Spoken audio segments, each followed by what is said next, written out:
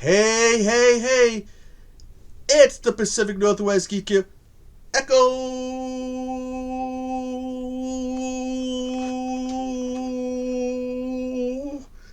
Cobra la, la, la, la, la, la, la. Zero here. Cha, cha, cha. And if this reproduction of a classic 1980s toy doesn't give you an idea of what movie I'm about to review for my first entry to 80s, week. And either you're not a fan of classic toys or classic cartoons. That's right, I will be reviewing the 1987 G.I. Joe, the movie, which you heard me talk about in last year's Transformers, the movie review I did. I did mention this. Anyways, by the way, I also found out when doing the research, I never looked at the extras. This, because this is a 2-disc Blu-ray DVD released from Shout Factory. Apparently the DVD has an exclusive printable screenplay. I need to look at how much paper I have and how much ink I have and how many pages it's going to be, because damn, wouldn't be mind printing that up. Anyways, I got my notes here. This movie, released in 1987, introduces us to some new villains in Galabulus, voiced by the late Burgess Meredith. Dude, that's Mickey from the Rocky movies. The first two Rocky movies, he died in the third one. Pythina, who's voiced by the same actress who went on to voice Ayeka in the Tenchi animes. Nemesis Enforcer. Yeah, he just growls and stuff, but which means if he just growls and roars, he's got a voice actor, Peter Collins, Optimus Prime, which is great since Cobra Commander is voiced by the same guy who voiced Starscream. There's some new Joes in Tunnelrat, Jinx, Big Lobe, Law and and Order, Chuckles, and Falcon, who's Duke's half-brother, and voiced by Don Johnson. We also get some special, they got the Renegades, so a special group being trained by Cobra Commander, ex-Cobra Viper Mercer, Red Dog, who was kicked out of the NFL because he was too much for them, and Taurus. Now the whole plot is this mysterious woman shows up on Cobra Island named Pythina. Cobra Commander knows her, and even though he's never met her, Serpentor knows her. He's confused, like, I've never met you, but I know you. She's like, oh, my face is imprinted on your DNA. She tells him they need to go and get this thing called the Broadcast Energy Transmitter, or BET. The whole idea is that they want to be able to broadcast energy like you would broadcast sound waves, radio waves, TV waves, signals. Well, pretty cool. The Cobra tries to get it, but they fail, and Serpentor gets caught. And Cobra Commander escapes because he knows, I know a place we can go to. He takes him to Cobra Law, where the Joes who chased after them, including Roadblock and Snake Eyes, they're captured. And we meet Nemesis Enforcer, who's seriously strong and a badass character. And anyways, he's happy to see Nemesis Enforcer. Nemesis Enforcer is not happy to see him. He just basically bitch smacks Cobra Commander. He's like, oh, Galabulus. It's the first time we hear, he's like, Galabulus is going to be mad at you for striking me. And then Pythina shows up. It's like, he's not going to be happy to see you. He realizes, oh shit, I'm in trouble. He tries to run, fails. Eventually, we do meet some new Joes, Tunnelrat, Jinx, and all them. We find that Falcon, we haven't been told that Falcon is Duke's half-brother, but he's a fluke. And he ends up inadvertently bringing Zatanna's brother, who's in disguise, to where they're holding Serpentor, which allows her to get some pictures, which in turn he gets him in trouble, and they're able to go in, and Cobra is able to go in and save Serpentor, and he gets in trouble. They're going to hold him for court-martial. And at his hearing,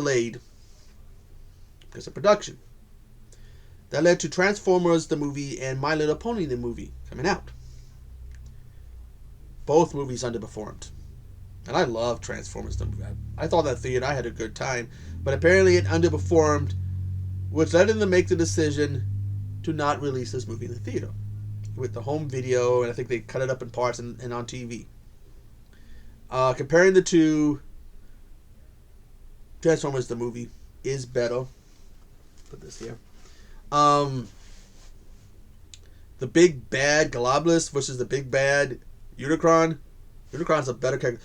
Galabulus, outside of this, I don't know if he's appeared in any of the cartoons. He's never been in any of the live actions. Unicron has. Same as Galvatron. We know, I think outside of this, we don't see Nemesis Enforcer and Parthenia again. In the comics, yes.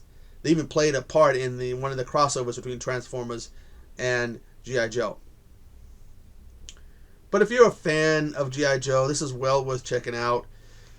It just feels just like another entry into the regular show. Oh, by the way, it was scripted to have a funeral for Duke before the final, but again, the backlash for Prime led them to changing their decision.